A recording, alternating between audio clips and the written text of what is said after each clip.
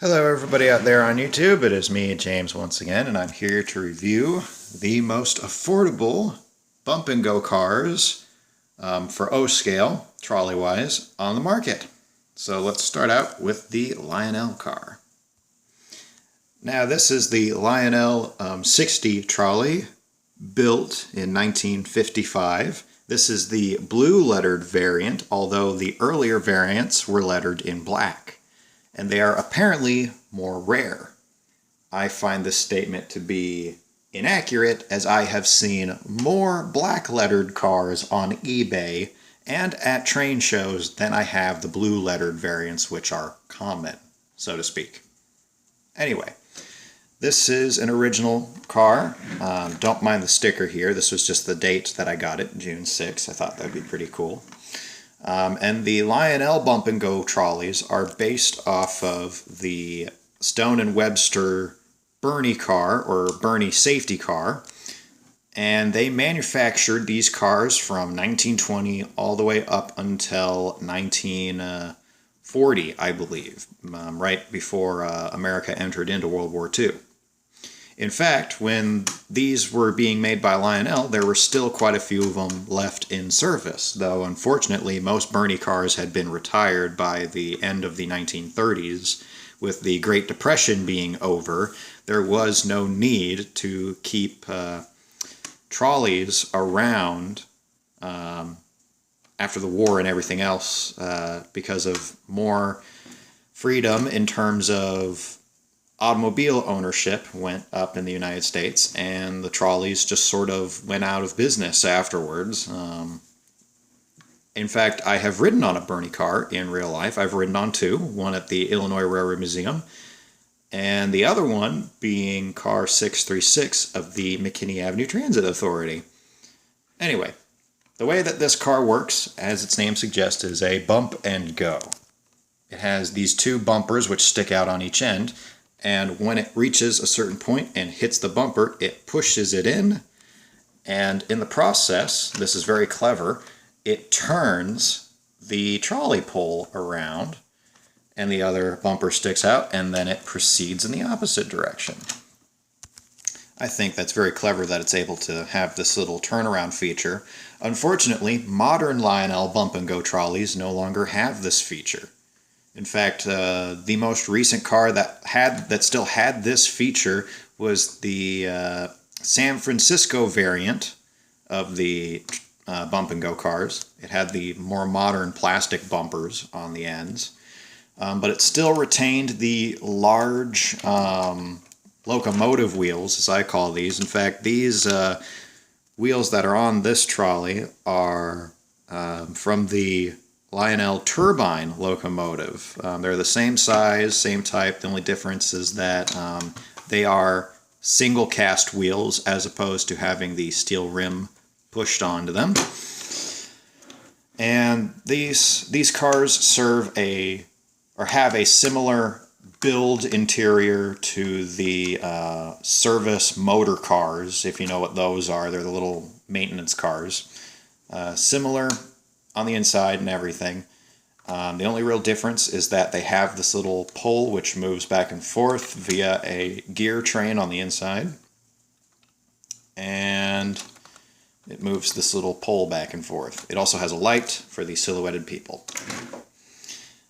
In terms of performance, I would give this car a 2 out of 5. It's mediocre at best. These cars have a tendency to just kind of crawl along, especially at full power, and they are quite noisy, although I guess that's part of the charm of Lionel, as it were.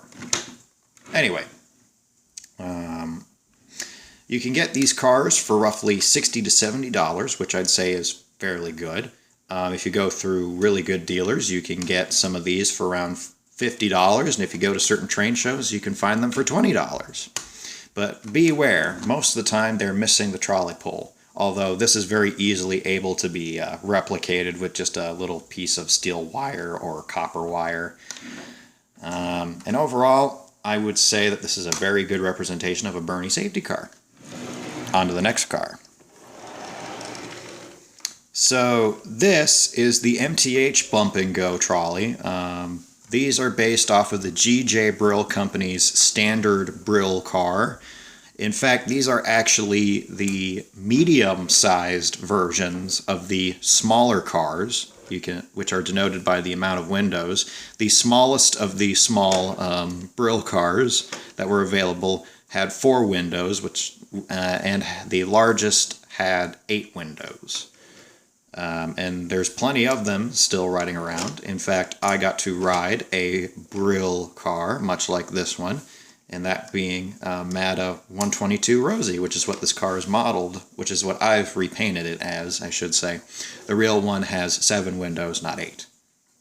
Anyway, the way that this car works, again, very similar to the Lionel car. It reaches one end of the line, and then once hitting the bumper, it will flick a small electronic switch, and it will make it go the other way. There's actually no mechanical switch, unlike the Lionel one. This one has to actually be moved in order for it to activate like that. This one just barely needs to be touched in order to activate. Anyway, the silhouetted people, I must admit, are not as detailed as the Lionel one. And also, another thing is that these wheels that it has are notoriously bad for gripping the rails.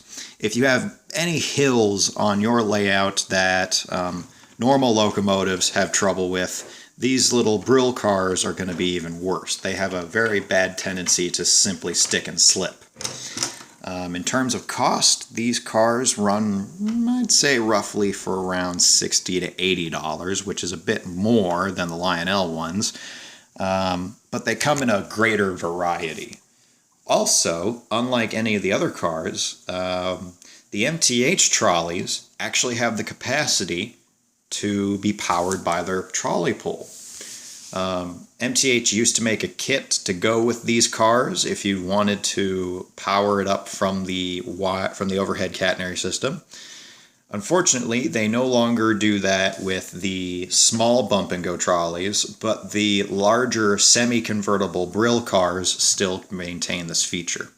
Also, this trolley pole has actual springs and can move up and down, and is made, and it actually has a real top piece right here that can fit into an overhead wire, as opposed to the simple bend that the Lionel one has and the molded in springs. Overall, I give this car a 4 out of 5 in terms of running and price, but in quality, I would give that a 3 out of 5. Also, it does have directional lighting, which is one thing that the Lionel car does not have. And now on to the last one. This is the Atlas O-Scale Industries trolley, which, if you notice, is painted as McKinney Avenue Transit Authority 186, done by yours truly. Now, these are based off of the semi-convertible Brill cars. This one I've modified to look like the Stone & Webster Turtleback car that 186 is. It came with plastic trolley poles, though I didn't really like them, and I modified them with metal ones. This car also has directional lighting. It actually has the best lighting out of any car, but it has no figurines inside to model that. Also, one thing that it has over these cars, it can go forward, neutral, and reverse by default. And it doesn't need to hit the bumpers in order to do that. You can simply do that by activating it on the transformer. And this car is by far the cheapest. You can find most of these for only $30. In which case I would say it's superior to the other ones in terms of price. And I give it a 5 out of 5 in all subjects.